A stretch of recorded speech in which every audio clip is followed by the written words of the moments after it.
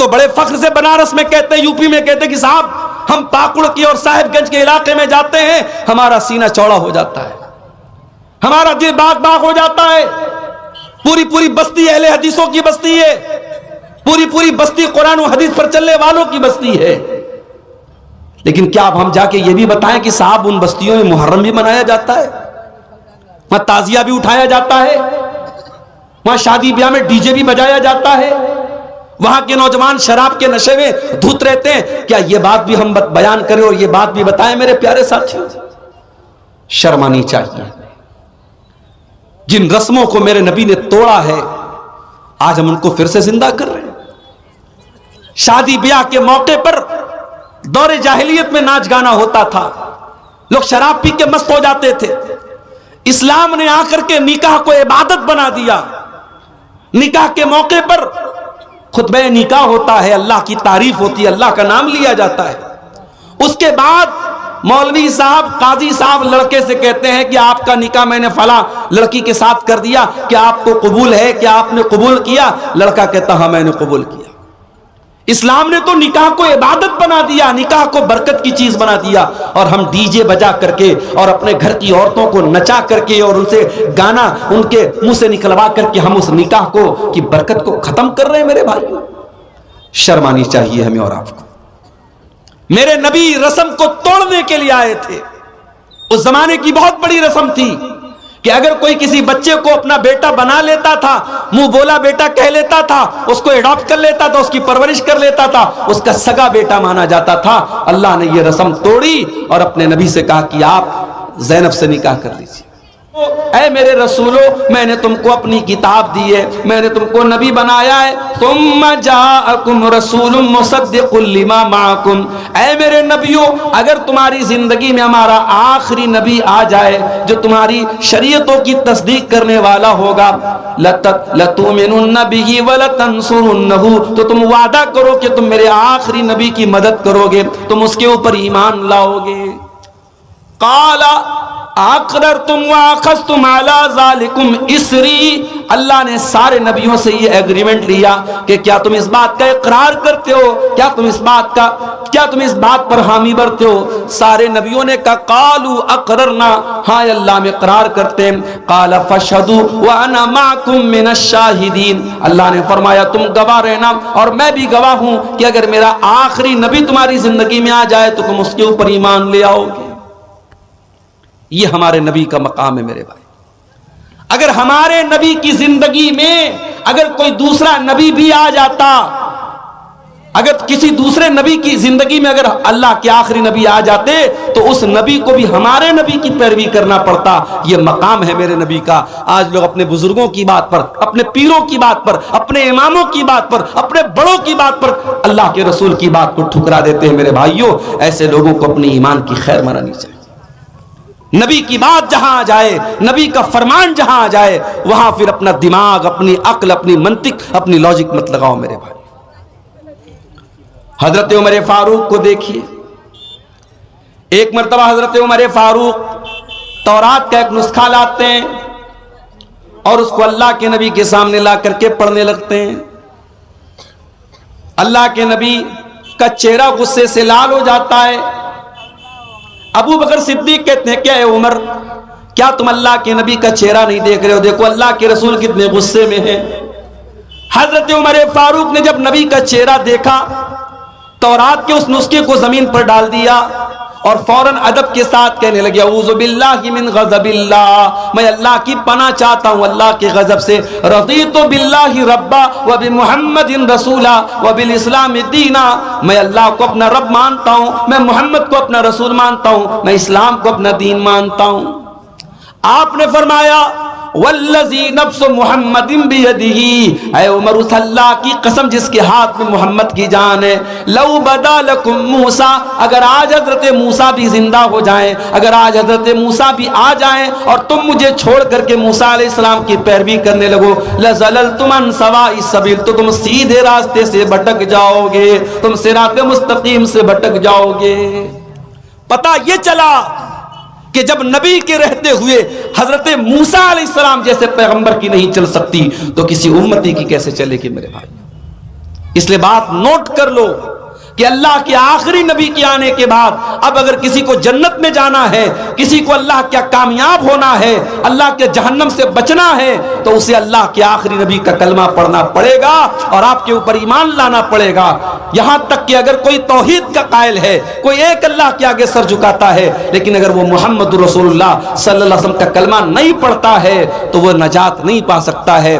Doctor Zakir Naik نے ایک مرتبہ کسی تقریر میں کہا تھا کہ اگر کوئی توحید کا قائل ہے، کوئی لا الہ الا اللہ پڑھتا ہے اور محمد رسول اللہ نہیں پڑھتا ہے، تو ڈاکٹر ذاکر نائک صاحب نے کہا تھا کہ اس کی 99.99% امید تو یہی ہے کہ وہ جہنم میں جائے گا، مگر 0.1% گنجائش ہے کہ وہ جنت میں جائے گا۔ مگر قرآن و حدیث بتاتے ہیں کہ آخری نبی کے آ جانے کے بعد، جناب محمد رسول اللہ کے آ جانے کے بعد 0% بھی کسی کی گنجائش نہیں ہے کہ وہ اللہ تعالیٰ کے نجات پائے، جب تک وہ لا الہ الا اللہ کے ساتھ محمد رسول اللہ کا کلمہ نہ پڑھ لے۔ میرے پیارے بھائیوں، یہ عظمت ہے میرے نبی کی، اپنے رسول کی عظمت کو پہچانو میرے بھائی۔ ہم جانتے ہیں مسلمان خانے کعبہ کی طرف نماز پڑھنے سے پہلے کدھر کی طرف منہ کر کے نماز پڑھتے تھے؟ بیت المقدس کی طرف۔ وہی بیت المقدس جو آج یہودیوں کے قبضے میں ہے، وہی بیت المقدس جہاں ہمارے مظلوم فلسطینی بھائیوں کو مارا جا رہا ہے، ان کے بچوں کو، ان کی عورتوں کو مارا جا رہا ہے، اسی بیت المقدس کی طرف چہرہ کر کے اللہ کے نبی نماز پڑھتے تھے۔ مگر آپ کے دل میں یہ تمنا تھی، آپ کا دل چاہتا تھا کہ اللہ تبارک و تعالیٰ خانے کعبہ کو ہمارا قبلہ بنا دے، مسجد حرام کو ہمارا قبلہ بنا دے۔ اللہ کے نبی اپنی زبان سے یہ بات نہیں کہہ رہے، آپ کے دل میں یہ ارادہ ہے، آپ کے دل کی یہ خواہش ہے، آپ کی اچھا یہ ہے۔ اللہ تعالیٰ اپنے نبی سے کتنی محبت کرتا ہے میرے پیارے ساتھیوں، جس بات کو نبی اپنی زبان پر بھی نہیں لائے، صرف نبی کے دل میں یہ ارادہ چل رہا تھا۔ اللہ نے قرآن میں فرمایا قَدْ نَرَا تَقَلُّبَ وَجْهِكَ فِي السَّمَاءِ فَلَنُوَلِّيَنَّكَ قِبْلَةً تَرْضَاهَا۔ اے نبی، جب آپ نماز پڑھتے ہیں اور بار بار آسمان کی طرف دیکھ کر کے آپ انتظار کرتے ہیں کہ اے اللہ تیرا کوئی حکم ایسا آ جائے، ہمارا قبلہ بدل دیا جائے، ہمارا قبلہ خانے کعبہ کو بنا دیا جائے، اے نبی اللہ تعالیٰ آپ کی نظر کو دیکھ رہا ہے، آپ کے دل کی خواہشات کو دیکھ رہا ہے۔ فَوَلِّ وَجْهَكَ شَطْرَ الْمَسْجِدِ الْحَرَامِ، اے نبی جائیے، اللہ تعالیٰ آپ کی خواہش کو پورا کر رہا ہے۔ اب آج کے بعد سے مسلمانوں کو حکم دیا جا رہا ہے، ان کو نماز میں قبلہ خانے کعبہ کو بنانا ہے، ان کو خانے کعبہ کی طرف منہ کر کے نماز پڑھنا ہے۔ یہ مقام ہے ہمارے نبی کا، ہمارے نبی کے دل کی جو خواہش تھی اللہ تعالیٰ نے اس خواہش کو پورا کر دیا میرے پیارے بھائی۔ پورا قرآن آپ اٹھائیے، اللہ نے موسیٰ علیہ السلام کا نام لیا، کہا یا موسیٰ، عیسیٰ علیہ السلام کو پکارا، کہا یا عیسیٰ، داؤد علیہ السلام کو پکارا، کہا یا داؤد۔ لیکن پورے قرآن میں کہیں پر آپ کو یا محمد نہیں ملے گا۔ اللہ نے اپنے آخری نبی کو جب بھی پکارا یا ایوہ النبی کہا، یا ایوہ الرسول کہا، یا ایوہ المدثر کہا، یا ایوہ المزمل کہا۔ یہ عظمت ہے اس آخری نبی کی، یہ مقام ہے اس آخری نبی کا۔ اس نبی کا مقام تو یہ ہے میرے پیارے بھائیوں، جب اللہ کے نبی معراج کے سفر پہ جاتے ہیں، بیت المقدس میں آپ پہنچتے ہیں، آپ فرماتے ہیں رأیتنی فی جماعت من الانبیاء، میں نے دیکھا کہ وہاں بہت سارے انبیاء کی جماعت موجود ہے، آدم علیہ السلام موجود ہیں، ابراہیم علیہ السلام موجود ہیں، نوح علیہ السلام موجود ہیں، اسحاق علیہ السلام موجود ہیں، وہاں بہت سارے نبیوں کی جماعت کو میں نے دیکھا۔ فحانت الصلاۃ، اتنے میں وہاں نماز کا ٹائم ہو گیا۔ سارے نبیوں نے کہا آج ہمارا امام اگر کوئی ہے تو جناب محمد رسول اللہ صلی اللہ علیہ وسلم ہے۔ سارے نبیوں نے اللہ کے نبی کو امامت کے لیے آگے بڑھایا۔ فَأَمَمْتُهُمْ، اور اللہ کے نبی نے ان سارے نبیوں کو نماز پڑھائی۔ یہ ہے ہمارے نبی کی عظمت، نبیوں کی امامت آپ نے کرائی ہے۔ آپ نبیوں کے امام ہیں، امام الانبیاء ہیں، امام کائنات ہے میرے پیارے ساتھیوں۔ ہمارے نبی کی شان یہ ہے کہ آپ اللہ کے آخری نبی ہیں، آپ کے بعد اب دنیا میں جو بھی نبی بننے کا دعویٰ کرے گا وہ مکار مانا جائے گا، وہ دجال مانا جائے گا، وہ جھوٹا مانا جائے گا۔ اللہ کے نبی کے بعد اب کوئی نبی نہیں آ سکتا۔ ما کان محمد ابا احد من رجالکم ولکن رسول اللہ وخاتم النبیین۔ محمد تم میں سے کسی مرد کے باپ نہیں ہے۔ کیا مطلب؟ اللہ کے نبی کے جتنے لڑکے پیدا ہوئے، جتنے بیٹے پیدا ہوئے، سب بچپن میں انتقال کر گئے۔ کوئی لڑکا آپ کا جوان نہیں ہوا، کوئی بیٹا آپ کا جوان نہیں ہوا۔ ہاں، ایک بچے کو آپ نے پالا تھا، کوئی اس کا نام بتا سکتا ہے؟ ایک بچے کو آپ نے پالا تھا، ان کا نام تھا زید بن حارثہ رضی اللہ تعالیٰ عنہ۔ ان کی آپ نے پرورش کی تھی، اور اس زمانے میں دستور یہ تھا کہ اگر کوئی کسی بچے کو پال لیتا تھا تو وہ اس کے سگے باپ، اس کا سگا باپ مانا جاتا تھا، اور ولدیت میں اسی کا نام لیا جاتا تھا۔ جب حضرت زید جوان ہوئے تو لوگ ان کو زید بن محمد کہنے لگے، اللہ کے نبی کا بیٹا کہنے لگے۔ حضرت زید کی شادی ہوتی ہے حضرت زینب کے ساتھ، میاں بیوی میں بن نہیں پاتی ہے، طلاق ہو جاتی ہے۔ جب وہ اپنی بیوی کو طلاق دے دیتے ہیں، اللہ تعالیٰ حکم دیتا اپنے آخری نبی کو کہ اے نبی اب آپ زینب سے شادی کر لیں۔ بڑے غور سے سننا، اس زمانے کے دستور کے مطابق حضرت زید اللہ کے نبی کے بیٹے کی حیثیت رکھتے تھے، اور ان کی بیوی اللہ کے رسول کی بہو کی حیثیت رکھتی تھی، اور اللہ نے حکم دے دیا کہ اے میرے نبی آپ کو ہم حکم دے رہے ہیں آپ زینب کے ساتھ شادی کر لیں۔ اللہ کے نبی بھی ڈر گئے، آپ کو بھی لگا کہ لوگ کیا کہیں گے کہ میں نے بہو کے ساتھ شادی کر لی۔ اللہ نے فرمایا وَتَخْشَى النَّاسَ وَاللَّهُ أَحَقُّ أَن تَخْشَىٰ۔ اے نبی جب ہم نے حکم دے دیا تو لوگوں سے ڈرنے کی ضرورت نہیں ہے، اللہ سے ڈرو۔ اے نبی ہمارا حکم ہے، آپ کو کسی کی پرواہ کرنے کی ضرورت نہیں ہے، آپ زینب سے نکاح کر لیں۔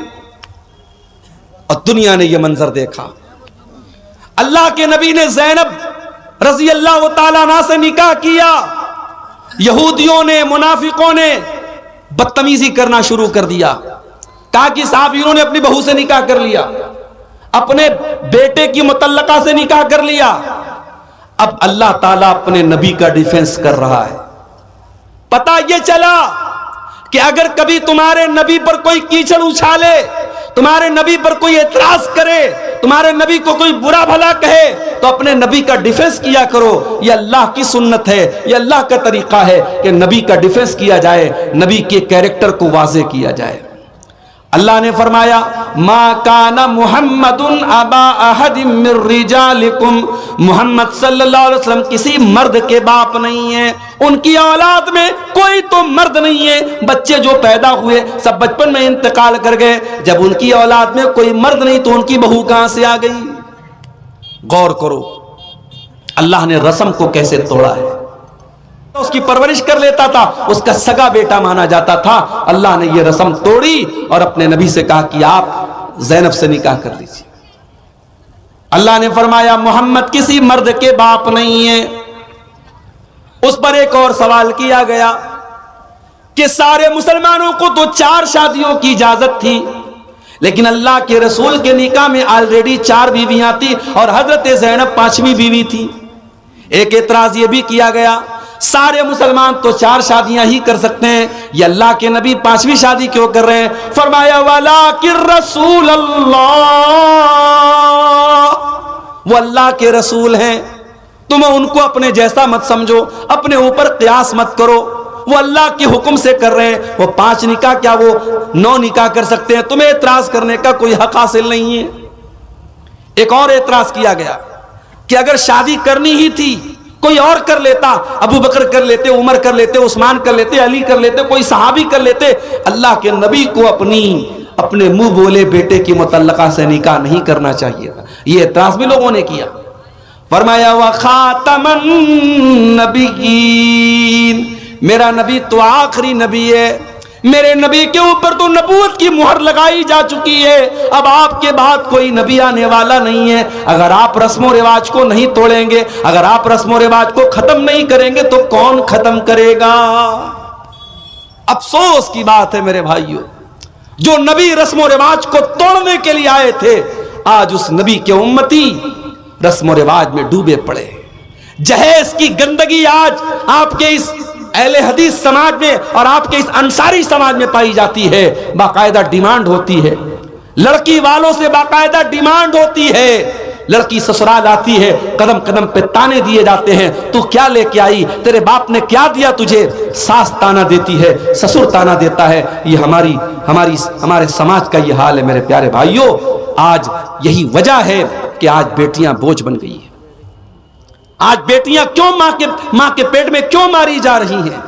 کیوں ہاسپٹلوں کے ڈسٹ بین میں بچیاں پائی جا رہی ہیں؟ کیوں بھارت میں ہر منٹ میں ایک بچی قتل ہو رہی ہے؟ اگر آپ اس کے ریزن پر غور کریں گے، اس کے اسباب پر غور کریں گے، بہت بڑی وجہ یہ جہیز نام کا ناسور ہے۔ ایک لڑکی جب پیدا ہوتی ہے، باپ کی پیشانی پر بل آ جاتا ہے، ماں کی پیشانی پر چنتا کی لکیریں آ جاتی ہیں۔ کیوں؟ جب بیٹی آتی ہے تو ذمہ داری بن کے آتی ہے، ماں باپ کو لگتا ہے اس کے جہیز کا انتظام کرنا پڑے گا۔ ابھی اتر پردیش کے سدھارتھ نگر میں میرا پروگرام تھا، اتفاق سے رات میں 9 بجے میں پہنچا، ایک نکاح کی تقریب تھی، نکاح کا فنکشن تھا۔ مجھ سے لوگوں نے کہا مولانا آپ بڑے موقع سے آئے ہیں، نکاح پڑھا دیجئے۔ ایک ڈاکٹر صاحب ہیں، اپنی جماعت کے ہیں، لڑکی والے بھی اہل حدیث ہے، لڑکا والا بھی اہل حدیث ہے، آپ نکاح پڑھا دیجئے۔ میں نے نکاح پڑھا دیا۔ نکاح پڑھانے کے بعد میں ایک صاحب کہنے لگے مولانا آپ نے نکاح تو پڑھا دیا، آپ کو معلوم ہے اس نکاح میں جہیز کتنا ملا ہے؟ میں نے کہا مجھے تو نہیں معلوم۔ کہا کہ لڑکا چونکہ ڈاکٹر ہے تو 5 لاکھ روپیہ کیش اور 10 لاکھ کی گاڑی اس کو ملی ہے۔ 5 لاکھ روپے کیش اور 10 لاکھ روپے کی گاڑی لڑکی والوں سے باقاعدہ ڈیمانڈ کر کے لیا گیا ہے۔ تو میں نے کہا اس کا مطلب لڑکی والے بہت پیسے والے لوگ ہیں، بہت بڑے لوگ ہیں؟ کہا نہیں مولوی صاحب، زمین بیچ کر کے لڑکی والوں نے یہ کام کیا ہے۔ اللہ اکبر، ہم اس لیول پر پہنچ گئے۔ ایک لڑکی کا باپ اپنی لڑکی کی شادی کرنے کے لیے اپنا گھر بیچے، اپنی زمین بیچے، اپنی کڈنی بیچے، اپنا جسم بیچے، اور اس کے بعد وہ لڑکی کی شادی کرے۔ میرے پیارے ساتھیوں، اللہ کی قسم یہ میرے نبی کا طریقہ نہیں ہے، یہ میرے نبی کو اسوہ نہیں ہے۔ میرے نبی نے بیٹیوں کو بوجھ نہیں بنایا ہے، میرے نبی نے تو بیٹیوں کو رحمت بنایا تھا، میرے نبی نے تو بیٹیوں کو رحمت بتایا تھا۔ میرے نبی نے جو طریقہ بتایا ہے اس طریقے میں کبھی لڑکی کے باپ کو کسی کے دروازے پہ جا کے بھیک مانگنے کی ضرورت نہیں ہے، کسی بینک سے لون لینے کی ضرورت نہیں ہے۔ اسلام نے تو لڑکی کے باپ پر کسی بھی طریقے کی دعوت بھی نہیں رکھی ہے۔ دعوت بھی دے گا تو لڑکے کا باپ دے گا، ولیمہ کا انتظام لڑکے والا کرے گا۔ لیکن آج افسوس کی بات یہ ہے، ہم اہل حدیث بھی ہیں صاحب، ہم بڑے پکے مسلمان بھی ہیں، ہم جو ہے بہت اپنے آپ کو دیندار بھی کہہ رہے ہیں، اور یہ ساری گندگیاں آج ہمارے اندر ہیں۔ میرے پیارے ساتھیوں، اس نبی کا کلمہ پڑھتے وقت ہمیں سوچنا چاہیے، اس نبی سے اپنا نام جوڑتے وقت ہم سوچنا چاہیے کہ وہ نبی کیسے تھے اور ہم کیسے۔ میرے پیارے ساتھیوں، اس نبی کی عظمت جانتے ہو؟ اللہ نے فرمایا لَقَدْ جَاءَكُمْ رَسُولٌ مِّنْ أَنفُسِكُمْ عَزِيزٌ عَلَيْهِ مَا عَنِتُّمْ۔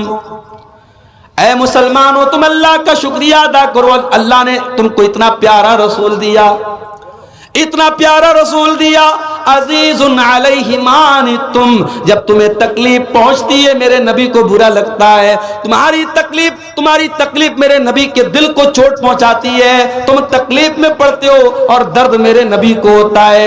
عزیز علیہ ما عنتم حریص علیکم، اور وہ نبی تمہیں ہر طریقے سے فائدہ پہنچانا چاہتے ہیں۔ ہمارے نبی کا مشن ایک تھا میرے بھائی، لوگوں کا کیسے فائدہ ہو جائے، لوگوں کا کیسے بھلا ہو جائے، لوگ کیسے جہنم کی آگ سے بچ جائیں، یہی مشن تھا میرے نبی کا۔ طائف میں پتھر کیوں کھائے آپ نے؟ آپ کے اوپر نماز کی حالت میں آپ کا گلا دبانے کی کوشش کی گئی، آپ کی گردن پر گندگی لا کے ڈالی گئی، آپ کو شاعر کہا گیا، آپ کو پاگل کہا گیا، آپ کو جادوگر کہا گیا، آپ کو مکہ سے نکلنے پر مجبور کیا گیا، آپ سے جنگ لڑی گئی، جنگ احد میں آپ کے دانت توڑے گئے، آپ کا چہرہ لہو لہان ہو گیا، آپ زخمی ہو گئے، آپ کو زہر دیا گیا۔ یہ ساری تکلیفیں میرے نبی نے کس لیے برداشت کی میرے بھائی؟ کیا نعوذ باللہ میرے نبی کو شہرت چاہیے تھی؟ میرے نبی کو دنیا کی دولت چاہیے تھی؟ میرے نبی کو دنیا میں نام کمانا تھا؟ نہیں، میرے نبی کا ایک ہی مشن تھا، فَلَعَلَّكَ بَاخِعٌ نَفْسَكَ عَلَىٰ آثَارِهِمْ إِن لَّمْ يُؤْمِنُوا بِهَٰذَا الْحَدِيثِ أَسَفًا۔ اے نبی، آپ کو تو بس ایک بات کی چنتا ہے، ایک بات کی فکر ہے، لوگ کیسے ایمان لے آئے۔ اے نبی، اس چنتا میں، اس فکر میں کہیں آپ اپنے آپ کو ختم نہ کر لیں، کہیں آپ اپنے آپ کو ہلاک نہ کر لیں۔ نبی کا تو ایک ہی مشن تھا میرے بھائی، نبی لوگوں کو جہنم کی آگ سے بچانے کے لیے آئے تھے، اور اسی لیے اللہ کے نبی فرماتے ہیں، بخاری اور مسلم کی روایت ہے، او لوگو، میری مثال اور تمہاری مثال ایسی ہے جیسے کوئی انسان آگ جلاتا ہے، اور جیسے ہی آگ جلاتا ہے، فَجَعَلَ هَٰذِهِ الْفِرَاشُ وَالدَّوَابُ يَقَعْنَ فِيهَا، یہ پتنگے اور یہ پروانے اس آگ میں جانے لگتے ہیں، ان پتنگوں کو، ان پروانوں کو وہ ہٹانے کی کوشش کرتا ہے، مگر وہ بار بار اس آگ میں جاتے ہیں۔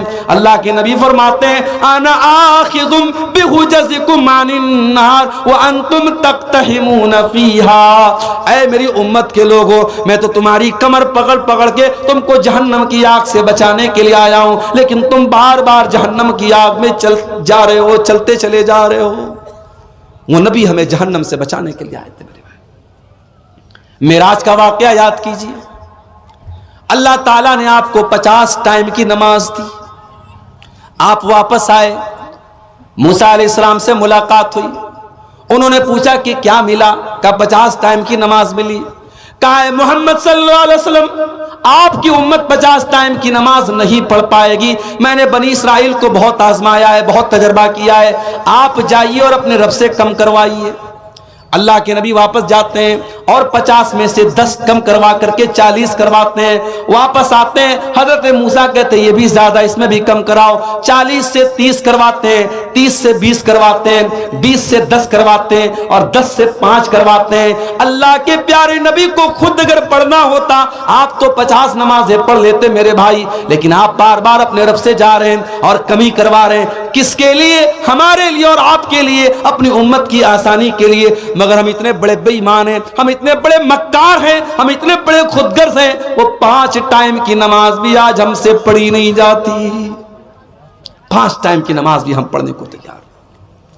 ہمارا نوجوان بیچارہ رات کو 2 بجے تک موبائل میں لگا ہے، صبح فجر کی اذان ہو رہی ہے، الصلاۃ خیر من النوم کی آواز اس کے کانوں تک پہنچ رہی ہے، مگر شیطان اس کے کان میں پیشاب کر چکا ہے، اس کا کان شیطان کا موترالے بن چکا ہے، اس کے کان میں شیطان موت چکا ہے، پیشاب کر چکا ہے، اس کو سلا چکا ہے، الصلاۃ خیر من النوم کی آواز آ رہی ہے، مگر وہ فجر کی نماز میں اٹھنے کو تیار نہیں ہے۔ یہ بہت بڑا بزنس مین بن گیا ہے، یہ بہت بڑا ویاپاری بن گیا ہے، اذان ہو رہی ہے، مؤذن کہہ رہا ہے حی علی الصلاۃ، آ جاؤ نماز کی طرف، حی علی الفلاح، آ جاؤ کامیابی کی طرف، مگر یہ اپنی دکان پر بیٹھا ہے، یہ اپنے کاروبار میں لگا ہے، یہ اپنے بزنس میں لگا ہے، اس کا کاروبار نماز سے بڑا ہو گیا، اس کی تجارت کاروبار، اس کا کاروبار نماز سے بڑا ہو گیا۔ میرے پیارے بھائیوں، اللہ قرآن میں کہتا ہے رجال لا تلہیہم تجارت ولا بیع عن ذکر اللہ، میرے اصلی بندے تو وہ ہیں، میرے حقیقی بندے تو وہ ہیں، میرے مومن بندے تو وہ ہیں کہ اللہ کے ذکر سے اور نماز سے ان کا کاروبار ان کو کبھی نہیں روکتا ہے۔ جب نماز کا ٹائم ہوتا ہے وہ فوراً جا کر کے نماز پڑھتے ہیں، اور ایسا وہ کیوں کرتے ہیں؟ فرمایا یخافون یوما تتقلب فیہ القلوب والابصار، ان کے دل میں قیامت کے دن کا ڈر ہے، ان کے دل میں ڈر ہے کہ قیامت کے دن اللہ کو کیا حساب دیں گے، اس لیے جتنا بڑا بھی کاروبار ہو، نماز کا ٹائم ہوتا ہے وہ جلدی سے جا کے نماز پڑھتے ہیں۔ آج ہمارا حال کیا ہے میرے بھائی؟ نبی سے محبت کا دعویٰ بہت کرتے ہیں، نبی کے نام پہ جان دینے کی بات کرتے ہیں، اور 5 ٹائم کی نماز بھی ہم پڑھنے کو تیار نہیں ہیں۔ جو نماز نبی کی آنکھوں کی ٹھنڈک تھی اور جو 50 ٹائم کی ملی تھی، اور نبی کے کہنے پر اور نبی کی سفارش پر اللہ تعالیٰ نے 5 نماز کر دیا تھا، اس نماز کو بھی ہم پڑھنے کو تیار نہیں ہے میرے بھائی۔ عزیز علیہ ما عنتم، او لوگو ہم نے وہ نبی تم کو دیا ہے جو نبی تم سے بہت زیادہ پیار کرتے ہیں، بہت زیادہ پیار کرتے ہیں۔ وہ نبی رات میں اٹھتے ہیں، قرآن پڑھتے ہیں۔ حضرت عیسیٰ نے اپنی امت کے لیے دعا مانگ لی، ابراہیم علیہ السلام نے اپنی امت کے لیے دعا مانگ لی۔ اللہ کے نبی رات میں اٹھتے ہیں اور روتے ہوئے کہتے ہیں اللہم امتی اللہم امتی، اے اللہ میری امت کا کیا ہوگا، اے اللہ میری امت کا کیا ہوگا۔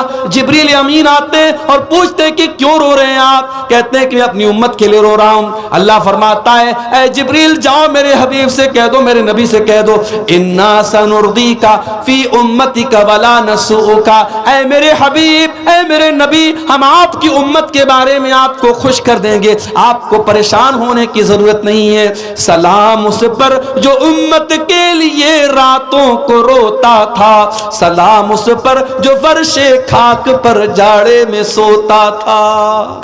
وہ نبی ہمارے لیے رویا کرتے تھے میرے بھائی۔ مسواک بہت پسند تھی اللہ کے نبی کو۔ آخری ٹائم بھی آپ اپنے انتقال کے پہلے آپ نے مسواک کی تھی اور مسواک کر کے آپ دنیا سے گئے تھے، مسواک اتنی پسند تھی۔ مگر آپ کو اپنی امت کی آسانی کا اتنا خیال تھا، آپ نے فرمایا لولا انا شق علی امتی لامرتهم بالسواک عند کل صلاۃ، اگر میری امت کو پریشانی نہ ہوتی، اگر میری امت کو مشکل نہ ہوتی، میں ہر نماز کے ٹائم ضروری کر دیتا مسواک کو، مگر ضروری کر دیتا تو دقت آ جاتی، پریشانی آ جاتی، اس لیے آپ نے مسواک کو ضروری قرار نہیں دیا۔ یہ ہے اس نبی کا مقام اور اس نبی کی عظمت میرے پیارے ساتھیوں۔ وہ نبی ہمارے لیے آسانیاں لے کر کے آئے تھے۔ اور آگے بڑھیے، دنیا میں تو اس نبی کا جو مقام ہے وہ ہے ہی، کل قیامت کے دن بھی اس نبی کا ایک الگ مقام ہوگا، ایک الگ شان ہوگی۔ آپ نے فرمایا انا سید ولد آدم یوم القیامہ، میں قیامت کے دن تمام آدم کی اولاد کا سردار رہوں گا۔ واول من ينشق عنه القبر، اور قیامت کے دن سب سے پہلے میری قبر پھٹے گی۔ واول شافع، اور قیامت کے دن سب سے پہلے میں سفارش کروں گا۔ کوئی نبی سفارش کرنے کو تیار نہیں۔ سورج 1 میل کی دوری پر گرمی سے لوگ بے حال، پسینے سے بے حال، اور اللہ تعالیٰ انتہائی غصے میں ہوگا، اور لوگ سارے نبیوں کے پاس جائیں گے اور سارے نبی کہیں گے ہم آج اللہ کی بارگاہ میں بات نہیں کر سکتے، اللہ بہت غصے میں ہے، ہم بول نہیں سکتے، ہم سے کچھ چوک ہوئی، ہم بات نہیں کر سکتے۔ سارے نبی اپنی فکر کریں گے، اور جب ہمارے نبی کے پاس لوگ جائیں گے، محمد رسول اللہ کے پاس لوگ جائیں گے، آپ کہیں گے انا لہا، میں تمہاری سفارش کروں گا۔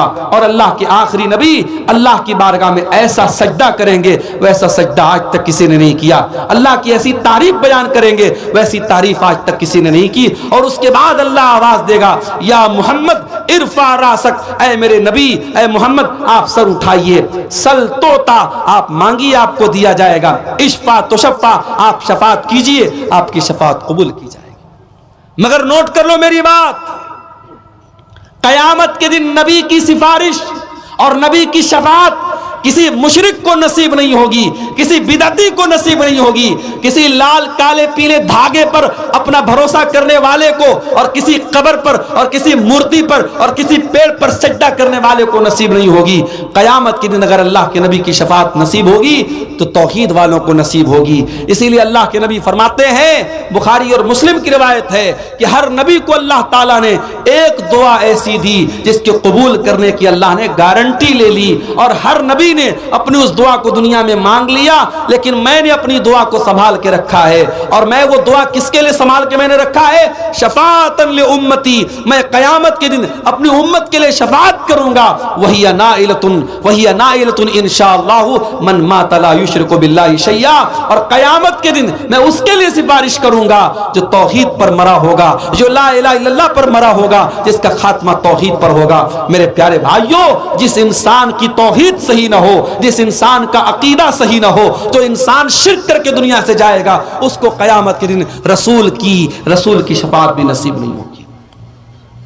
اور آگے بڑھیے، اس نبی کا مقام یہ ہے، اس نبی کی شان یہ کہ اللہ قرآن میں کہتا ہے وَمَا أَرْسَلْنَاكَ إِلَّا رَحْمَةً لِّلْعَالَمِينَ، اے نبی ہم نے آپ کو ساری کائنات کے لیے رحمت بنا کر کے بھیجا۔ اس نبی کی شان یہ کہ وہ دشمنوں کے لیے بھی رحمت بن کر کے آئے, اپنوں کے لیے بھی رحمت بن کر کے آئے, مسلمانوں کے لیے بھی رحمت بن کر کے آئے, غیر مسلموں کے لیے بھی رحمت بن کر کے آئے. وہ نبی جانوروں کے لیے بھی رحمت بن کر کے آئے. جانوروں کو بھی تکلیف پہنچانے کا آپ نے حکم نہیں دیا. ایک عورت نے بلی کو پکڑا اور بلی کو تڑپا تڑپا کے بھوکا پیاسا رکھا, بلی مر گئی. اللہ کے نبی فرماتے ہیں وہ عورت جہنم میں جائے گی. اس نے ایک بلی کو, ایک بے زبان جانور کو تڑپا تڑپا کر کے مار دیا. اور ایک ویشیا عورت, ایک بچلن عورت, اس نے کنویں سے پانی نکالا اور ایک پیاسے کتے کو جو پیاس سے تڑپ رہا تھا اپنے موزے سے پانی نکال کر کے کتے کو پلایا. اللہ کے نبی فرماتے ہیں اس ویشیا عورت کا یہ عمل اللہ تعالیٰ نے قبول کر کے اس کی بخشش کر دی. ایک کتے کو, ایک جانور کو پانی پلانے کی وجہ سے اللہ تعالیٰ نے اس کی مغفرت کر دی. جانوروں کے لیے بھی آپ رحمت بن کر کے آئے. اب کوئی یہاں پہ سوال کر سکتا ہے کہ صاحب اگر جانوروں کے لیے رحمت ہے اسلام اور اللہ کے نبی, تو آپ کے مذہب میں مانساہار کی تعلیم کیوں دی گئی اور آپ کے مذہب میں گوشت کھانے کی تعلیم کیوں دی گئی؟ تو میرے بھائی یہ بھی اللہ کی رحمت ہے, یہ بھی اللہ کی رحمت ہے. اس نے جن حلال جانوروں کو ہمارے لیے حلال بنایا ہے, ہمارے کھانے کے لیے خوراک بنایا ہے, انہی جانوروں کو ہم کھاتے ہیں. ہم کسی حرام جانور کو نہیں کھاتے ہیں. یہ بکرا بکری ہے, بھیڑا وغیرہ ہے, یہ جتنے بھی حلال جانور ہیں ہم انہی جانوروں کا گوشت کھاتے ہیں. اور جو حرام جانور ہیں ہم ان کو ٹچ نہیں کرتے ہیں. اور حلال بھی ہم اللہ کا نام لے کے جب ہم ذبح کرتے ہیں تب حلال ہوتا ہے. ایسا نہیں کوئی بکرا اگر مرا پڑا ہو, جنگل میں مرا پڑا ہو, ہم نہیں کھا سکتے. جب تک اللہ کا نام لے کر اسلامی طریقے سے اس کو ذبح نہ کیا گیا ہو ہم اس کو نہیں کھا سکتے ہیں. اور جب ہم جانور کو ذبح کرتے ہیں تو میڈیکل سائنس یہ کہتا ہے کہ جو جھٹکے سے مارتے ہیں جانوروں کو, اس میں جانور کو بہت تکلیف ہوتی ہے. اور جو اسلام کا طریقہ ہے کہ اس کی جو رگیں, جو اسلام نے جو رگیں بتائی ہیں, اور ان رگوں کے اوپر جب چھری چلائی جاتی ہے تو جانور کی جان جو ہوتی ہے بہت آسانی سے نکلتی ہے. اور اسی لیے اللہ کے نبی فرماتے ہیں جب تم جانور کو ذبح کرو تو اچھے طریقے سے ذبح کرو, چھری کو تیز کر لو. جانور کو تڑپا تڑپا کے مارنے کی اسلام تعلیم نہیں دیتا ہے. میرے پیارے ساتھی, میرے نبی تو بے جان چیزوں کے لیے بھی رحمت بن کر کے آئے. آپ ایک کھجور کے تنے پر کھڑے ہو کر کے خطبہ دیا کرتے تھے. ایک عورت کی نظر پڑ گئی جو اللہ کے نبی کے خطبے میں آیا کرتی تھی. اس نے دیکھا کہ اللہ کے نبی کھجور کے تنے پر کھڑے ہو کر کے خطبہ دے رہے ہیں. اس نے کہا اللہ کے نبی میرا بیٹا کارپینٹر ہے, بڑھئی کا کام کرتا ہے. اے اللہ کے نبی میں چاہتی ہوں کہ آپ کے لیے ایک اچھے سے ممبر کا انتظام کر دوں تاکہ آپ اس ممبر پر کھڑے ہو کر کے خطبہ دیں. اس لکڑی کے تنے پر آپ کھڑے ہو کر کے خطبہ دیتے اچھا نہیں لگتا ہے. آج ہمارے یہاں مولوی پھٹے پرانے کپڑے پہنتا ہے تو لوگ کہتے ہیں مولوی کو تو اللہ نے بڑی برکت دی ہے. مولوی صاحب جو آپ کے بچوں کو قرآن آ کے پڑھاتے ہیں, ان کے میلے کچیلے کپڑوں کو دیکھ کر کے کبھی آپ کو شرم نہیں آتی کہ کوئی نیا کرتے کا کپڑا لے جا کے دے دے؟ آم کا موسم آتا ہے, آپ کے گھر میں بچے آم کھا رہے ہیں, مولوی صاحب بیچارے 5,000 کی تنخواہ میں کیسے کیسے اپنا پریوار چلا رہے ہیں. ان کے بچے اپنے باپ سے کہتے ہیں بازار مجھے آم دلا دو. وہ صبر کرنے کی تلقین کرتے ہیں اور دنیا کہتی ہے مولوی کے پیسے میں اللہ نے بڑی برکت دی ہے. میرے پیارے ساتھیوں, اس مولوی کو آپ نے اپنے در کا جو بھکاری بنا کے رکھا اس کو برکت کا خوبصورت نام نہ دیجیے. معاف کرنا میرے بھائیوں, بات کڑوی ہے مگر بات یہی سچ ہے کہ ہم ان علماء کو خوشحال دیکھنا نہیں چاہتے ہیں. اگر مولوی اچھا لائف اسٹائل اختیار کر لے, اچھا کپڑا پہننے لگے, مولوی حلال طریقے سے اگر گھر مکان بنا لے اور سواری کا انتظام کر لے تو اس پر بھی لوگ انگلی اٹھاتے کہ مولوی کے پاس اتنا پیسہ کہاں سے آ گیا.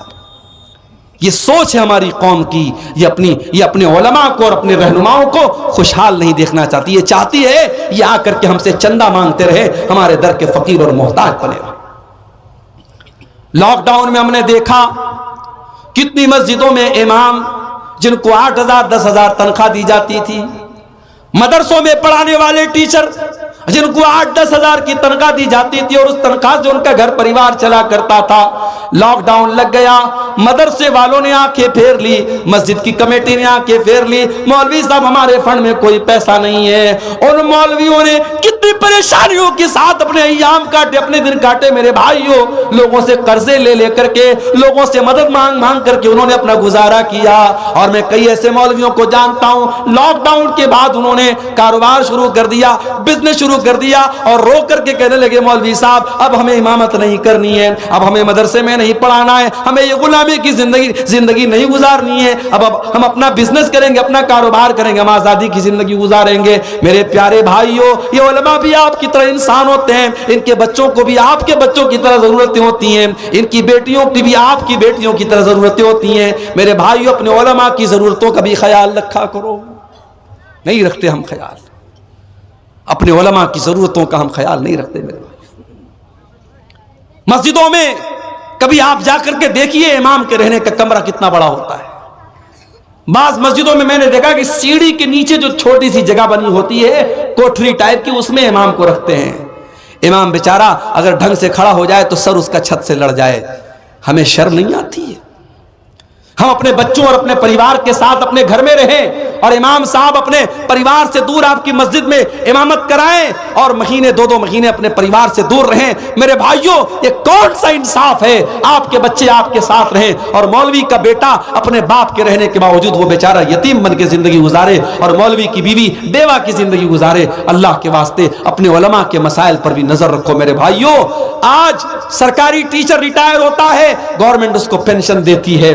दुनिया की किसी भी नौकरी में कोई रिटायर होता है, उसको एक बड़ा अमाउंट मिलता है। मौलवी रिटायर होता है, उसके लिए कोई इंतजाम नहीं, कोई पुरसाने हाल नहीं। कितने जमात के बड़े बड़े उलमा हैं जिन्होंने सारी जिंदगी जमात की खिदमत की, उम्मत की खिदमत की, तकरीरें करते रहे, किताबें लिखते रहे, बच्चों को पढ़ाते रहे। जब उस लेवल पर और उस मरहले पर पहुंचे, जब वो बीमार हो गए, जब बूढ़े हो गए, जब कमजोर हो गए, जब नातवा हो गए, उनके दवा इलाज के पैसे नहीं हैं, तड़प तड़प के और घुट घुट के मर गए। मेरे प्यारे साथियों, ये इंसाफ का तकाजा नहीं है, ये उलमा की मोहब्बत का तकाजा नहीं है। अल्लाह के वास्ते अपने उलमा की जरूरतों का भी ख्याल रखो। औरत ने देखा अल्लाह के नबी लकड़ी के तने पे खुतबा दे रहे हैं, उसको अच्छा नहीं लगा। उसने कहा अल्लाह के नबी, मैं आपके लिए खूबसूरत मिंबर बनवा देती हूं। अगला जुमा आया और मिंबर बन के तैयार हो गया। अगले जुमा में बेहतरीन मिंबर बन के आ गया और अल्लाह के प्यारे नबी जब खुतबा देने के लिए मिंबर पे चढ़ते हैं तो लकड़ी के तने से रोने की आवाज आने लगती है। लकड़ी के तने को आपने साइड में डाल दिया, किनारे डाल दिया, लकड़ी के तने से रोने की आवाज आने लगी। सहाबे किराम हैरान हो गए कि लकड़ी का तना कैसे रो रहा है, इससे रोने की कैसे आवाज आ रही है। अल्लाह के प्यारे नबी मिंबर से उतरते हैं और उस लकड़ी के तने को अपने सीने से लगाते हैं और मुस्नद अहमद के अल्फाज हैं। अल्लाह के नबी कहते हैं अगर इसको अपने सीने से न लगाता लहन्ना इला यौमिल क़ियामा, तो ये क़यामत तक रोता रहता। और जब आपने उसको अपने सीने से लगाया फजालत तइन्नु अनीन सभी, तो वो लकड़ी का तना बच्चे की तरह सिसकने लगा। पहले तो रोने की आवाज आ रही थी, मगर जब आपने सीने से लगाया तो सिसकने की आवाज आने लगी। जैसे छोटे बच्चे जब रोते रहते हैं और माँ जब उनको गोद में ले लेती है, बाप उनको गोद में ले लेता है, तो वो रोना तो बंद कर देते हैं मगर सिसकने की आवाज बड़ी देर तक आती है। लकड़ी के तने से सिसकने की आवाज आ रही थी। अल्लाह के नबी ने फरमाया इन्नहा तबकी अला मा कानत तस्मउ मिन ज़िक्र, इस लकड़ी के तने पर खड़े होकर के मैं खुतबा देता था और कुरान और हदीस की बातें बयान करता था, इसलिए ये लकड़ी का तना जब आज मैंने इसको छोड़ के जब मैं मिंबर पे खड़ा हो गया तो ये रोने लगा। मेरे प्यारे साथियों, एक लकड़ी का तना अपने नबी से मोहब्बत करता था, एक लकड़ी का तना कुरान से मोहब्बत करता था, एक लकड़ी का तना हदीस से मोहब्बत करता था। हम कितने बदनसीब हैं, हमें किस्से अच्छे लगते हैं, हमें कहानियां अच्छी लगती हैं, हमें फजूल बातें अच्छी लगती है और हमें कुरान और हदीस की मजलिसों में मजा नहीं आता, हमें कुरान और हदीस की बातों में हमें लुत्फ नहीं आता। मेरे प्यारे साथियों, उस लकड़ी के तने के लिए भी अल्लाह के प्यारे नबी रहमत बनकर के आए, उस बेजान चीज के लिए भी आप रहमत बनकर के आए। हम तो उस नबी का कलमा पढ़ने वाले हैं मेरे भाई, वो नबी जिनकी शान और जिनका मकाम यह है। मेरे प्यारे साथी, उस नबी की अजमत को पहचानो। आज दुनिया उस नबी को गालियां दे रही है। फेसबुक उठाओ, उस नबी के बारे में कितने गंदे गंदे जुमले लोग इस्तेमाल करते हैं और हमारा नौजवान ये बेचारा नशे में डूबा हुआ है, ये सोशल मीडिया पर लड़कियों से चैटिंग में लगा है और हमारी कौम की बेटियां ये फेसबुक और इंस्टाग्राम पर अपनी बेपर्दगी और बेहयाई का इजहार कर रही हैं। अरे तुम्हारे ईमान की गैरत कहां मर गई, तुम्हारे नबी की मोहब्बत कहां मर गई? اگر تمہیں اپنے نبی سے پیار ہوتا, اپنے نبی سے محبت ہوتی, تو تم سوشل میڈیا پر یہ جو طوفان بدتمیزی مچایا جا رہا ہے, تمہارے نبی کے اوپر جو یہ کیچڑ اچھالے جا رہے, تم علم حاصل کرتے, تم انگلش سیکھتے, تم قرآن پڑھتے, تم نبی کی سیرت پڑھتے اور ان لوگوں کا منہ توڑ جواب دیتے. مولانا ثناء اللہ امرتسری رحمۃ اللہ علیہ, اللہ ان کی قبر کو نور سے بھر دے, ان کے دور میں ایک آریہ سماجی نے کتاب لکھی, اللہ کے نبی پر بڑے گندے گندے حملے کیے, بڑے گندی گندی باتیں لکھی, اور کتاب کا نام رکھا رنگیلا رسول. رنگیلا رسول کے نام سے کتاب لکھی. آج بھی انٹرنیٹ پر وہ کتاب موجود ہے ہندی زبان میں, مگر مولانا ثناء اللہ امرتسری کبھی موقع چوکتے نہیں تھے. اسلام پر جب بھی کوئی حملہ ہوتا تھا اور نبی کی شان پر جب کوئی حملہ ہوتا تھا, مولانا ثناء اللہ امرتسری فوراً اس کا جواب دیتے تھے. شمشیر بے نیام تھے وہ, انہوں نے مقدس رسول کے نام سے کتاب لکھی. میرے پیارے ساتھیوں, آج کبھی اپنے دلوں کو ٹٹولو اور اپنے گریبانوں میں جھانکو کہ آج اسلام سے محبت کا ہم نام لیتے ہیں, اسلام کا ڈیفنس کرنے کے لیے ہم کتنے تیار ہیں. میرے پیارے ساتھیوں, اگر نبی سے محبت ہے تو نبی کا ڈیفنس بھی کیا کرو, نبی کا دفاع بھی کیا کرو, نبی کی سیرت کو دنیا کے سامنے بیان بھی کیا کرو. رمضان کا مہینہ آگے آ رہا ہے اور ہم اور آپ, اللہ نے ہمیں یہ موقع دیا ہے, ہماری زندگی میں ایک اور رمضان آ رہا ہے. پچھلے رمضان میں آپ کو یاد ہوگا, آپ کے اسی گاؤں میں بہت سارے لوگ رمضان میں آپ کے ساتھ روزہ رکھتے تھے, مسجد میں تراویح کی نماز پڑھتے تھے, آپ کے ساتھ افطار کرتے تھے, آپ کے ساتھ سحری کرتے تھے. مگر آج وہ ہمارے بیچ میں نہیں ہیں, اللہ کو پیارے ہو چکے ہیں, انتقال ہو چکا ان کا, اللہ کے پاس چلے گئے. مگر ہم ابھی زندہ ہیں, ہم اور آپ زندہ ہیں, اور اللہ تعالی ہمیں ایک اور رمضان دے رہا ہے. یہ بڑا اچھا موقع ہے میرے بھائی کہ اپنے حالات کو ہم سدھار لیں, اپنی کمیوں کو ٹٹول لیں. جو شرابی کہتا ہے کہ شراب نہیں چھوٹ رہی ہے, میں دعوے کے ساتھ کہتا ہوں سچے دل سے, اگر وہ صرف رمضان میں یہ طے کر لے میں شراب کو ہاتھ نہیں لگاؤں گا. سچے دل سے اللہ سے تڑپ تڑپ کے دعا کرے کہ اللہ اس گندگی سے مجھے بچا لے. اگر وہ رمضان کی پہلی تاریخ سے رمضان کی آخری تاریخ تک شراب کو ہاتھ نہ لگائے, اگر اس کی توبہ سچی ہے, اس کی نیت سچی ہے, اس کے دل کا ارادہ پکا ہے, انشاءاللہ رمضان کے بعد بھی وہ شراب کو ہاتھ نہیں لگائے گا. جو لوگ سال بھر نماز نہیں پڑھتے, آئیے رمضان آپ کو موقع دے رہا ہے. اللہ کے نبی نے بد دعا کی اس انسان کے لیے جو رمضان کا مہینہ پائے اور اپنی بخشش نہ کروا سکے. میرے بھائیوں, رمضان کوئی معمولی مہینہ نہیں ہے, رمضان ہمیں چینج کر دیتا ہے. عام دنوں میں ہم نہیں اٹھتے صبح 4 بجے, عام دنوں میں ہم دوپہر کا کھانا کھاتے ہیں, عام دنوں میں ہم شام کو 5 بجے کچھ نہیں کھاتے ہیں, مگر رمضان میں سب چینج ہو جاتا ہے. صبح 4 بجے اٹھ کر کے سحری کھا رہے ہیں, دوپہر میں ہم بھوکے پیاسے ہیں, پھر شام کو افطار کے ٹائم ہم کھانا کھا رہے ہیں, پھر رات میں تراویح پڑھ رہے ہیں. سونے کا ٹائم بدل گیا, اٹھنے کا ٹائم بدل گیا, کھانے کا ٹائم بدل گیا. رمضان ہمیں سبق دے رہا ہے کہ اگر تم چاہو تو اپنے آپ کو چینج کر سکتے ہو, اگر پریورتن لانا چاہو, اگر چینجنگ لانا چاہو, اگر پکا ارادہ کرو تو اپنے آپ کو چینج کر سکتے ہو. میرے پیارے ساتھیوں, رمضان میں ایک کام آپ اور کیجئے, تھوڑا اپنا تعلق قرآن سے جوڑ لیجئے.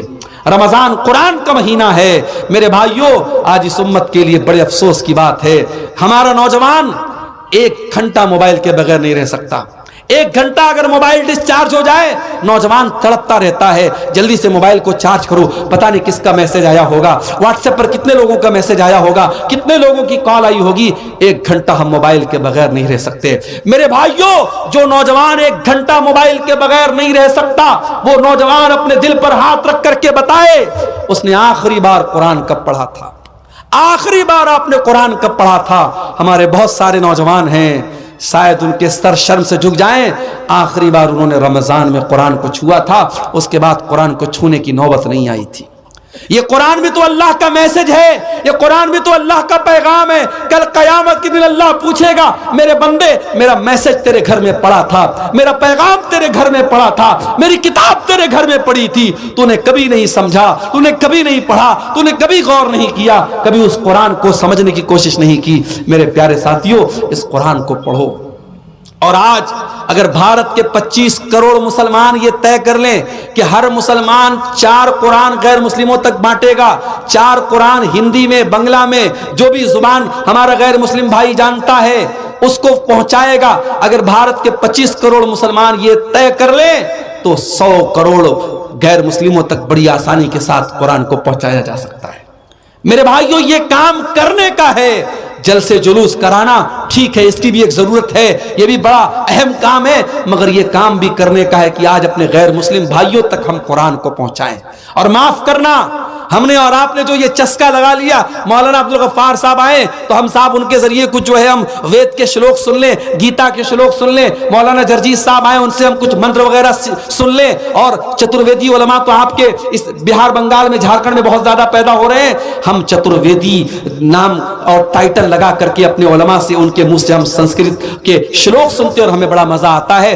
یہ کوئی مناسب بات نہیں ہے، یہ کوئی اچھی بات نہیں ہے۔ بہتر تو یہ تھا کہ آپ اپنے غیر مسلم بھائیوں کو قرآن کی آیتوں کے ذریعے سمجھاتے، جنت کے بارے میں ان کو بتاتے، جہنم کے بارے میں ان کو بتاتے۔ میرے پیارے ساتھیوں، آج کام یہ کرنے کا ہے، آج نبی کی سیرت کو عام کرنے کا موقع اور وقت ہے میرے بھائیوں۔ آج دنیا پیاسی ہے، آج دنیا کو ضرورت ہے محمد رسول اللہ کی تعلیم کو جاننے کی، اور ہمارا اور آپ کا تو یہ عقیدہ ہے کہ ہمارے نبی اللہ کے سچے رسول ہیں اور ہمارا دین اللہ کا سچا دین ہے، اور جب اللہ کا سچا دین ہے تو یقین رکھو میرے بھائی، اس بات کی گارنٹی ہے کہ اس دین کے اندر اللہ تعالیٰ نے ایک اٹریکشن رکھا ہے، ایک آکرشن رکھا ہے۔ اس دین کے اندر اللہ تعالیٰ نے ہر انسان کے دل میں ایک آواز ہے، ہر انسان کی فطرت میں، اس کے نیچر میں یہ دین موجود ہے، بس ضرورت ہے اس کو باہر لانے کی۔ اگر ہمارا کوئی غیر مسلم بھائی، اگر اس کو ہم صحیح طریقے سے اسلام کے بارے میں سمجھائیں تو کچھ نہیں تو کم سے کم اس کے دماغ میں جو غلط فہمی کا نفرت ڈالا گیا ہے،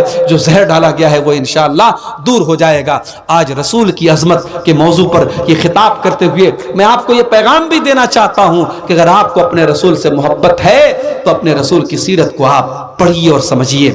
ابھی آپ نے سنا ہوگا بنگلہ دیش کے ایک بہت بڑے عالم جو ہے ڈاکٹر مجیب الرحمان صاحب کا بھی حال میں انتقال ہوا، جنہوں نے بنگلہ زبان میں بڑے اہم کام کیے اور بڑی اہم کتابوں کا انہوں نے بنگلہ زبان میں ٹرانسلیشن کیا ہے۔ اور آپ کو یہ بھی پتا ہوگا کہ آپ کے اہل حدیث جماعت کے ایک بہت بڑے عالم تھے مولانا صفی الرحمان مبارک پوری رحمۃ اللہ علیہ، انہوں نے اللہ کے نبی کے جیون کے اوپر، اللہ کے نبی کی سیرت کے اوپر انہوں نے کتاب لکھی تھی۔ اس کتاب کا نام تھا الرحیق المختوم، اور یہ کتاب ایک کمپٹیشن میں حصہ لینے کے لیے لکھی گئی تھی، اور پوری دنیا کی سینکڑوں کتابوں میں اس کتاب کو پہلا پرائز ملا تھا۔ اور آج بھی پوری دنیا میں سیرت پر سب سے زیادہ اگر کوئی کتاب پڑھی جاتی ہے تو الرحیق المختوم پڑھی جاتی ہے، اور ہندی میں بھی وہ اویلیبل ہے اور بنگلہ زبان میں بھی اس کا انواد ہو چکا ہے۔ میں آپ سب کو یہ دعوت دیتا ہوں، اپنے نوجوانوں سے جو ہندی جانتے، جو بنگلہ جانتے، ان سے میں کہنا چاہتا ہوں کہ آپ زندگی میں ایک بار اپنے دل میں رسول کی محبت کو سجا کر کے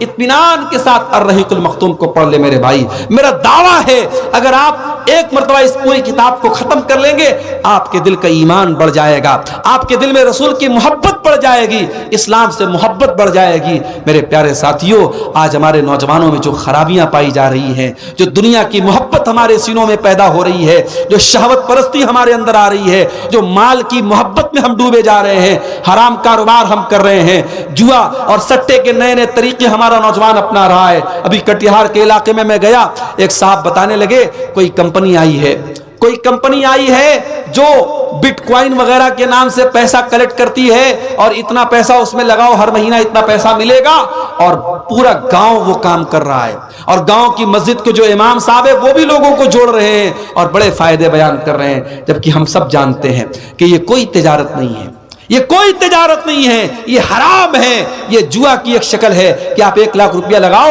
اور ہر مہینے آپ کو 5,000 روپیہ ملے۔ تجارت میں تو اپ ڈاؤن ہوتا رہتا ہے، تجارت میں کبھی ایسا بھی ہوتا ہے کہ آپ نے 1 لاکھ لگایا اور مہینے کا 10,000 آپ نے کما لیا، اور کبھی ایسا ہوا کہ آپ نے 1 لاکھ لگایا اور مہینے میں 1 پیسے کی بھی آمدنی نہیں ہوئی۔ تو تجارت ہوتی ہے۔ یہ جتنی کمپنیاں ہیں جو پیسہ لگا کر کے آپ کو آفر دے رہی ہیں، یہ سب آپ کو ٹوپی پہنا رہی ہیں، سب فراڈ ہیں، اور آج ہمارا نوجوان اس میں ڈوبا چلا جا رہا ہے۔ میرے پیارے ساتھیوں، ان حرام طریقوں سے اگر آپ کو بچنا ہے، اپنے نبی کی سیرت کو آپ پڑھیے، اپنے نبی کی زندگی کو آپ پڑھیے۔